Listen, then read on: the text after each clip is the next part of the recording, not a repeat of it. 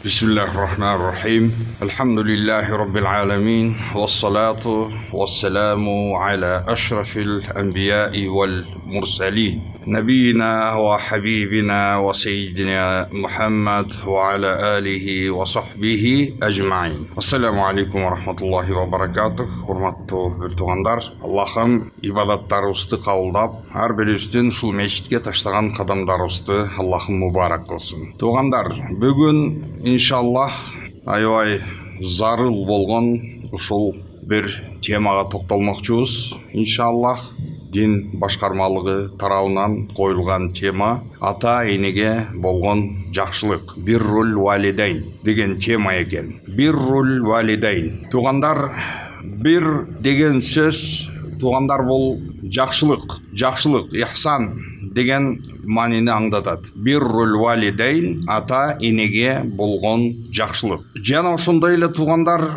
биз Куран аяттарынан келген ушул албир деген сөздү ичине бардык жакшылыктарды ичине камтып кеткен ушундай улуу сөз экендигин дагы токтолуп кеткенбиз. Ата энеге болгон жакшылык бул адамдын тили менен жана ошондой эле анын жасаган кылык пейилдери менен болгон жакшылык деп билебиз. Албетте мындай нерсени орундатуу, урматтуу бир туугандар, Аллах Таалага болгон ыраазылык, Аллах үчүн Алланын ыраазылыгын талап кылуу деген мына ушундай мааниде, мына ушундай жакшылыкты ишке ашыруу туугандар. Биз Аллах Субхана ва Таалага бул дүйнөдөгү бардык жасап аткан нерселерибиздин баарын Алланын ыраазылыгы үчүн деп жасайбыз. Мусулман адам ушундай. Мына ушул Аллах үчүн, Алланын ыраазылыгы үчүн деген ушундай бир негизди биз бекем тутуна турган болсок, иншаллах бардык биз кылып жаткан иштерибиз биз үчүн жеңил болуп баштайт. Бардык нерсе Аллах үчүн. Бардык нерсе Алланын ыраазылыгы үчүн. Аллах Таала Ниса сүрөсүнүн 36 аятында «Ва'будуллаха ва ла тушрику бихи шай'a ва бил валидайни ихсана». Аллах мына ушул жерде ата энеге болгон жакшылыкты жалгыз Аллахка болгон ибадат менен бирге кошуп койду. Мына Аллахка сыйынгыла, Аллахка шерик келтирбегиле, шерик жасабагыла, сыйынууда, ибадатта жана ата энеге жакшылык жасагыла деп Аллах Таала мына ушул аятында айтып атат. Лукман сүрөсүндө дагы Аллах Субхана ва Таала айтып атат: «Анишкурли вали валидайка илайял масир». Мынакей 14 аятында мага шүгүр кылгын, жана ата энеңе шүгүр кыл. Мага кайтып келүү бар мага. Ла малжаа ва ла маржаа илля илейх. Тугандар, адам каалайбы, пенде каалабайбы, адамдын бара турган жери бир, Аллахтын алдына барат. Мен барбаймын, мен кыйынмын, мен капырмын, мен залыммын, мен кыйынмын деген адам дагы каалайбы, Аллах Субхана ва Тааланын берген жашоосун сүрүп, акыры мынакей туугандар, ошол адамдын, ошол залымдын дагы бара турган жери бир, Алланын алдына барат. Аллахтан качып эч ким кутула албайт. Жараткан кудуреттүү Аллах Субхана ва Тааладан качып кутулуу мүмкүн эмес. Туугандар, Аллах мынакей Исра сүрөсүнүн 23 жана 25 аяттарында мындай дейт: «Ва қада раббука алла та'буду илля iyяh ва бил валидайни ихсана имма يبلغن عندك الكبر أحدهما أو كلاهما فلا تقل لهما أف ولا تنهرهما وقل لهما قولا كريما واخفض لهما جناح الذل من الرحمة وقل رب ارحمهما كما ربياني صغيرا ربكم أعلم بما في نفوسكم إن تكونوا صالحين فإنه كان للأوابين غفورا». Мынакей туғандар, Аллахтың эки аяты, Аллахның сөзүнө эми маанисине көңүл бурабыз. Жараткан ушул аятында мындай деп атат: жараткан Кудайың өкүм кылды, буйрду, жалгыз өзүнө сыйынууга буйрду. Жараткан силерге буйрук берди, жалгыз өзүнө сыйынуу. Тугандар, Мына ушул жерди көрүп атасыңарбы? Аллах субханаху ва таала сыйынууга буйруп, мына ушул жерде сөзсүз түрдө жалгыз өзүнө сыйынууга, жалгыз өзүнө ширк жасабастан деп Аллах субханаху ва таала ушул жерде жалгыз өзүнө деп баса белгилеп жатат. Эмне үчүн? Эмнеге мындай? Биз айтабыз туугандар, ширк бул дүйнөдө эң чоң, эң улуу зулум. Эң улуу зулум бул дүйнөдө бул ширк. Бул дүйнөнү жараткан Аллах болсо, сага жашоону Аллах берсе, өмүрдү сага Аллах берсе, ырыскыны сага Аллах берсе, күчтү, ден соолукту Аллах берсе, перзенттериңди Аллах берсе, бул дүйнөнүн бакытын Аллах сага берип жатса, сен шүгүр кылып, жалгыз Аллахтын өзүнө шүгүр кылып сыйынгандын ордуна башка нерселерге сыйынып кетип аткан болсоң, албетте бул Аллахтын укугун сен тебелеп, биринчи орунда сен Аллахтын укугун, Аллахтын акысын сен ордуна койбой жатасың. Ошондуктан Аллах таала инна ширка ла зулмун азим, Аллах айтып атат, ширк бул эң улуу зулум деди. Эң улуу зулум. Туугандар, мына ширк башка бир аятында Аллах айтып атат, инналлах ла ягфиру ай юшрака бихи ва ягфиру ма дуна залика лиман яша. Аллах кааласа, каалаган пенделер үчүн бардык күнөөлөрдү кечирет, бирок жаратканга болгон ширкти Аллах кечирбейт деп мына ушул аятында айтты. Туугандар, чоң күнөө жасап, мусулман адам чоң күнөө жасап жаткан кезде эгерде көз жумуп өтүп кеткен болсо, тооба кылганы жетишпей калып, Аллах аны кечирет. Бирок эгерде бул ширктин үстүндө өлүп калган болсо, Аллах аны эч качан кечирбейт. Эч качан. Жараткан айтып атат, мынакей жалгыз өзүнө сыйынууга буйурду. Ата энеге болгон жакшылыкка буйурду. Эгерде ата энелериңдин бири же болбосо экөөсү тең карлык кезине жеткен болсо, туугандар, бири же болбосо экөөсү деп атат. Эми жашоо экен, бири карлыкка жетип же жетпей көз жумуп кетип атат. Ошондуктан Аллах субханаху ва таала бири же экөөсү тең карлыкка ошондой алсыз болгон стадиясына булар келип калган болсо, фала такуллахума уффин. Аларга уф деп сен үшкүрүнбө. Ата энеге уф деп үшкүрүнгөндү сен токтоткун, үшкүрүнбөгүн. Вала танхархума, аларды жерибегин, аларды какпагын. Ва куллахума каулан карима, аларга сен аябай жакшы, жумшак сөздөрдү сүйлөгүн. Ата энең үчүн мээримдүүлүк канатыңды сен жайгын, мээримдүүлүк канатын жайгын сен. Жана ошондой эле жараткан кудуреттүү Аллахка кайрылып сен Кудайдан сурагын, айткын Аллахка, о жараткан, мына ушул кичинекей кезимден баштап мени тарбия кылып чоңойткон, кандай мени ушулар камкордук көрүп, жан күйгүзүп, мени тарбиялап кичинекейимен чоңойткон Аллахым, мына ушул ата энелериме Кудайым мээрим кылгын деп айткын. Жараткан Кудай силердин ичиңерде эмнелер болуп атат? Анын баарын Аллах жакшы билет. Силердин ичиңердеги жүгүрүп турган, күлүк болгон оюңарды Аллах баарын билип турат. Баарын билип турат. Ой күлүк деп коеску. Адамдын фантазиясы бул эң чоң ылдамдыкка ээ. Бир заматта адамдын жүрөгүнөн ушундай тездик менен шайтандын азгырыгы, башкалары карата жаман ой, түрдүү нерселер бир заматта күлүк ойлордо учуп өтүп кетет. Аллах айтып атат, интакуну солихин. Эгерде силер жакшы адам боло турган болсоңор, жараткан Аллах албетте мына ушул Кудайга кайткан, Кудайга сыйынган адамдар үчүн кечиримдүү болгон зат дейт. Аллах таала көдөңөрдү кечирет дейт. Туугандар, карагыла. Анкабут сүрөсүнүн дагы 8-аяты. Вассайнал инсана бивалидайхи хусна. Биз адам баласына ата энесине жакшылык кылсын деп биз буйруганбыз дейт. Туугандар, ата энеге болгон жакшылык. Эмне үчүн мынакей ибадат жаатында эң биринчи орунда Аллах таалага болгон ибадат келип атат. Аллах субханаху ва таалага болгон жалгыз өзүнө арналган ибадат. Ширксиз болгон таза аруу ибадат. Ошол ибадат менен жанаша ата энеге болгон сый урмат жанаша келип атат.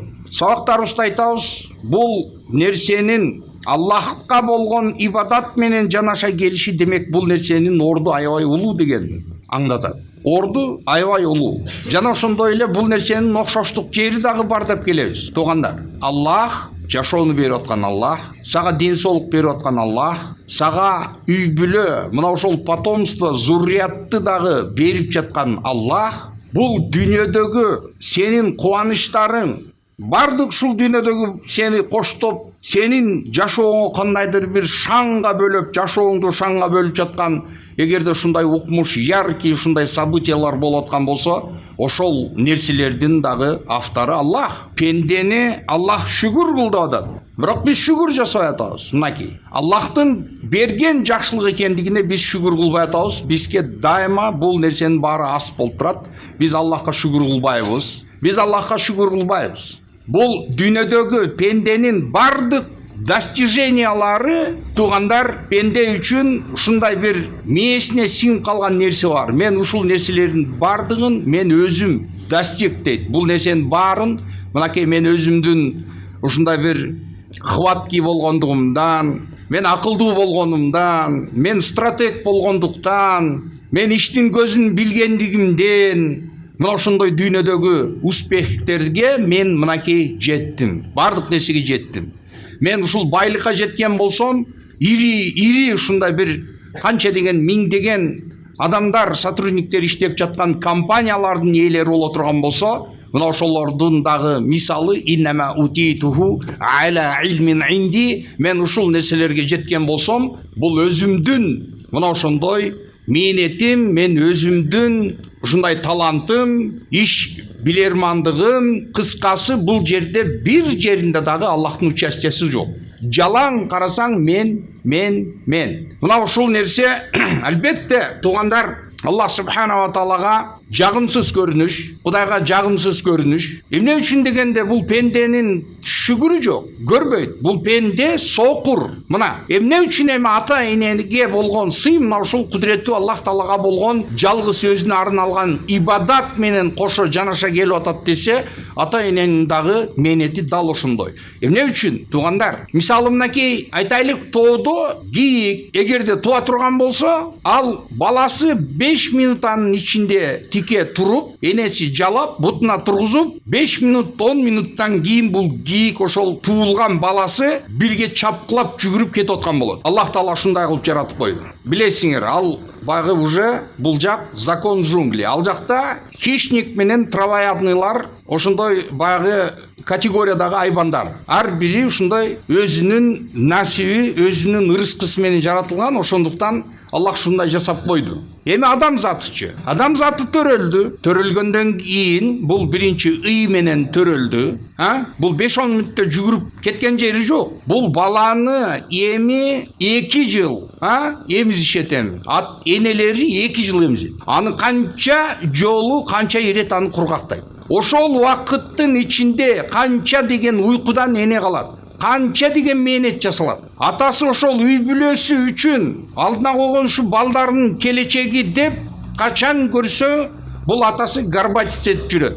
Балдарымды мен кор кылбай, бирөөнүн көзүн каратпай, бирөөлөргө кор кылып, зар кылбастан мен ушуларды бутуна тике тургузуп койсом деген ошондой багы улуу ушундай ниет максаттар менен бул ата эне эми жашоосу таптакыр багы башка бир нукка түшүп калды.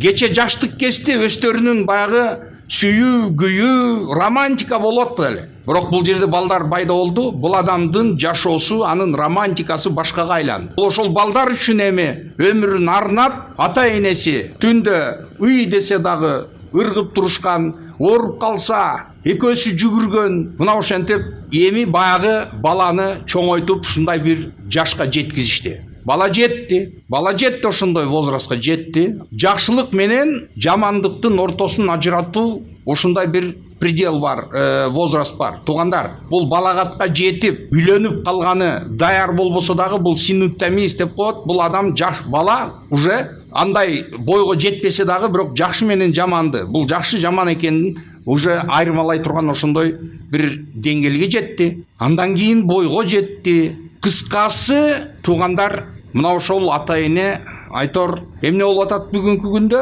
Ата эне 10 баланы ошентип бөпөлөп чоңойтуп, жыттап, бирде ыйлап, бирде кубанып, тарбиялап, чоңойтуп атат. Ал эми 10 бала өзүнүн үй бүлөсү менен эми бир ата-энени бага албайт, бирөө нептей албайт. Мына ушундай болот. Ата-энеге болгон шүгүр жок. Эми туугандар, мына ушул айтсаңар, ата-энесине ак болгон адам коомдогу анын кандай болушун? Өзүнүн ошентип буга мээрим арнап, өзүнүн бүт бардык күч өмүрүн жумшаган ата-энесинин сыйын ордуна койбогон ушул адам көчөдө жат бир адамды сыйын ордуна коебу ушул адам? Пайгамбарыбыз Мухаммад саллаллаху алейхи вассалам ошон үчүн айтты. Бейишке ата-энесине ак болгон адам бейишке кирбейт деди. Көпчүлүк ойлойт, ак болуш дегени бул качан ушул ата-энеси мен сени ак кылдым деп оозунан чыкса анан кийин ак болот деп. Андай эмес, бул талак эмес, оозунан чыгып талак деп чыгыш шарт эмес. Атасын, энесин ошондой багы стеклянный, жансыз көзү менен алайып карап койгон бала ата-энесине ошол замат ак болду. Эч нерсе сүйлөгөн жок. Бул болгону мына ошондой багы ушундай көзү менен тигилип, сайылып караганда жек көрүп ушундай багы наразы болуп кандайдыр бир нерсеге, бул адам бала ошол замат атасына, энесине ак болду. Пайгамбарыбыз Мухаммад саллаллаху алейхи вассаламдын ошон мына хадиси бар: "Мен лам яшкурин наса лам яшкурилла". Адамдардын жакшылыктарына рахмат айта албаган, ал Аллахка шүгүр келтире албайт. Ата-энеси бар болуп, ата-энесин ыраазы кыла албаган, бул ата-энени ыраазы кылбаган пенде, ал Аллахты ыраазы кылбайт. Бекер.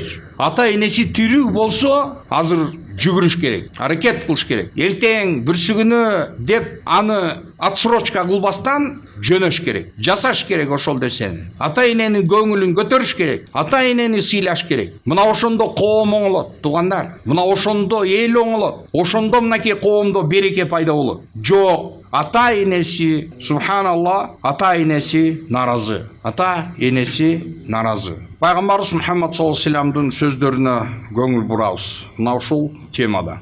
Бухари жана Муслим хадис жинактарында Абдуллах ибн Мас'уд радиаллаху анхудан келген риваят. Абдуллах ибн Мас'уд айтат: Пайгамбар Мухаммад саллаллаху алейхи вассаламдан мен сурадым дейт. Я Расулаллах, жасаган амалдардын ичинен эң улусу, эң абзели кайсыл амал деп мен сурадым дейт. Пайгамбарыбыз жооп берди. Ас-салату аля миқатиха. Өз убагында окулган намаз деди. Андан соңчу дегенде сумма биррул валидайн. Андан кийинки иш бул ата-энеге болгон жакшылык деди. Андан соңчу деп сурадым. Андан соң аль-джихаду фи сабилилlah, Аллахтын жолунда болгон жихад деди. Мынакей Абдуллах ибн Амр ибн Ал-Ас радиаллаху анхудан мынакей Муслимдин риваятында келген да бир хадис. Туугандар, Пайгамбарыбыз Мухаммад алейхиссаламга хижрат жана жихадка ант берем деп, баяат кылам деп келип калган. Пайгамбар саллаллаху алейхи вассалам айтты: "Фахал ми валидайка ахадун хайюн?" Ата-энеңден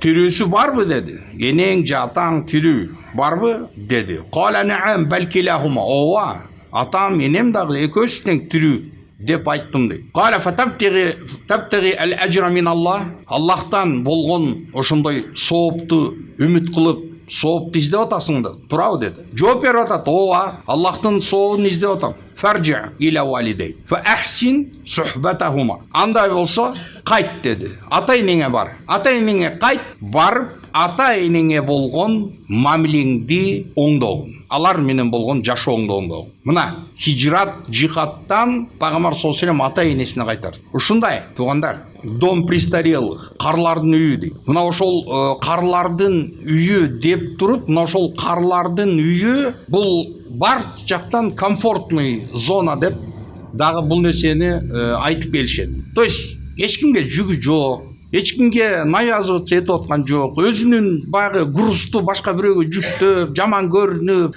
баласына, келинине. Туугандар, жашоодон болгон смысл эмне? Эгерде сен өзүң сени чоңойтуп, улгайтып койгон ата-энеңди сыйлаганды билбесең, ошолордун урматын жайына кое албасаң, анда жашооңдо эмне смысл бар сенде?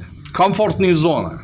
Келинге жаман көрүнбөй, башкага жаман көрүнбөй. Мына ошондуктан туугандар, Пайгамбарыбыз Мухаммад саллаллаху алейхи вассаламдын мына биз баягы жогоруда айтпадыкпы? Кандай иш тутпа, мусулман адам кандай иш кылбасын, дайыма ошол жасап аткан нерседе адамдын максаты болуш керек. Бул жасап аткан нерсе эмне үчүн десе, бул тақаррубан илаллах. Аллахка жакындоо максат менен жасаш керек бардык нерсени. Аллахтын присутствиясы болсун ошол нерседе. Мына ошондо гана бул мусулманга ошол оор болуп көрүнүп жаткан нерсе мына ошондо жеңил болуп баштайт. Аллахтын колдоосу бар эмне үчүн дегенде мына ошол нерседе. Жок, мисал айтайлык, мен дайым айтам, туугандар, ошол дүйнөдө, ошол караңгы түндөгү, кара таштын үстүндөгү кара кумурсканын басып баратканын бул өтө кыйын же невозможно ошол нерсени көрүп калыш. Бул нерсени пайгамбар саллаллаху алейхи ва саллям адамдардын жүрөктөрүнө кирип кеткен ыхласты талкалаган, жалгыз Аллахка деген ниетти талкалаган бул популизм болчу. Рия жана сум'a деп коет. Адамдар көрүшсүн, адамдар айтсын, адамдар мактасын, адамдар сүйлөсүн, адамдар кылсын, шундай. Мына бизге бул жашоодо көрсөтүп берип аткан стимул мына ушул нерсе. То есть мына ушул нерсе үчүн адамдар миллиондогон акчаларын сарптаганы даяр. Улактарды уюштуруп, ошонун байгелерине каяктардан таап келет, төзүн, башказын, кыскасы аша түшүш керек. О тиги жасаптыр, ошол кылгандан дагы мен кыйыныраак кылышым керек. Мына ошол бизди двигать этип аткан нерсе. Мына ошол стимул. Бул Аллах үчүн, Алланын разылыгы үчүн деген нерсе отсутствовать эткенде жашоодон береке качат. Береке качат. Аллахтын колдоосу качат. Жок, ошол Аллахтын колдоосу жок болгон үчүн ал ысырапкерчилик, ал ошол жерде уруш, мушташ, арак, кыскасы бардык бузулукулук мына ошондой жерлерде көйүп баштайт. Адам Аллах үчүн деген нерсеге, адамдын жүрөгүндө Аллахтын разылыгы деген, Аллахтын сообу деген нерсе бул адамдын жүрөгүнөн чыгып кеткен кезде, бул адам үчүн ошол элементардуу, жеңил бир ибадат абдан чоң бир оор бир түйшүккө айланып баштайт. Түйшүккө айланып баштайт. Ошондуктан мына ушул нерседен абдан этият болуу керек. Эми туугандар, ата энеге болгон жакшылык тууралуу бардык нерседе ата энени угабыз, алардын айтканын кылабыз. Эми бул жерде дагы бир маселе пайда болду. Эки жаш үйлөндү, өмүр сүрүшүп атат. Атасы же энеси кыскасы условие коюп атат, ультиматум коюп атат баласына, мисалы. Всё, болду, ажыраш. Бер талагыңды, мен жашабайсың, шүмшүк менен. Болду. Бер, талакты берди. Ушундай ситуацияда кандай жол тутуш керек? Не кылыш керек? Мен дайым айтам, туугандар, эгерде ошондой ультиматум болсо, андай нерсеге кулак салуу болбойт. Ла та'ата ли махлуқин фи ма'сияти ал-халиқ. Эгерде бул эки жаш бир жакшына жашап атса, бири-бирин сүйүп, ошентип жашап жаткан болсо, ата эненин үй бүлөнү бузасың, давай ажыраш. Сен мен балам болсоң, мени болбосом мен ак кылам. Туугандар, үй бүлөнү бузган болбойт. Ата энеге болгон сый урматты бардык нерседе көрсөткөн. Бирок туугандар, туура ислам тарыхында Омар ибн Хаттаб радиаллаху анхунун ошол мисалында бул нерсе болгон эле. Бул нерсе болгон. Баягы ажырашып кетүү.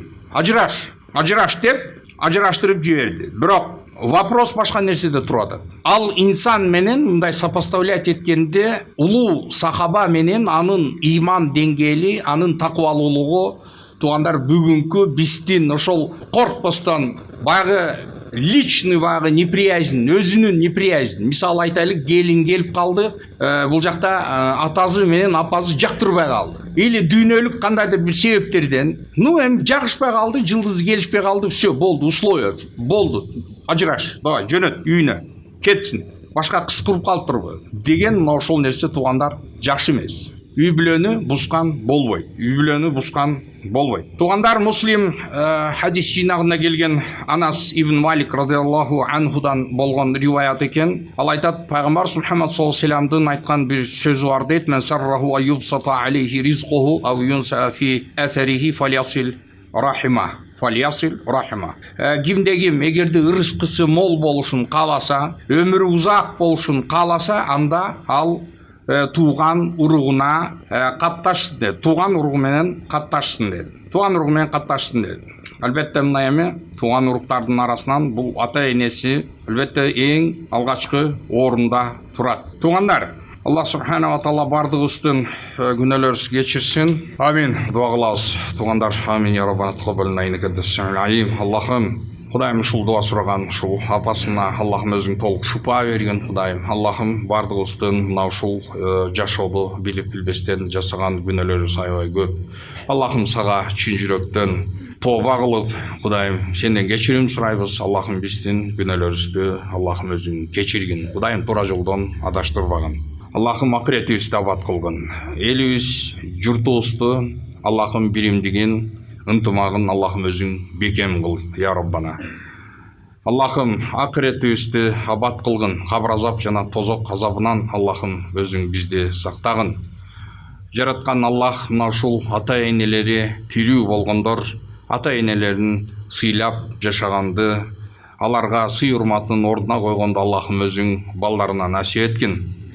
Ата энелери көзү өтүп кеткен болсо, тугандар Аллах субхана ва таала мына ошол ата энелери өтүп кеткен тугандардын Аллахым ыймандарын бекем кылып, өтүп кеткен ата энелердин артынан ихсан кылып, аларга дуа кылып, Куран окуп, мына ошентип сооп иштерди кыла турган такыбалуу, ыймандуу болуп жашаганды аларга насип эткин. اللهم صل وسلم وبارك على نبينا وحبيبنا وسيد محمد وعليه وصحبه أجمعين برحمتك يا أرحم الراحمين.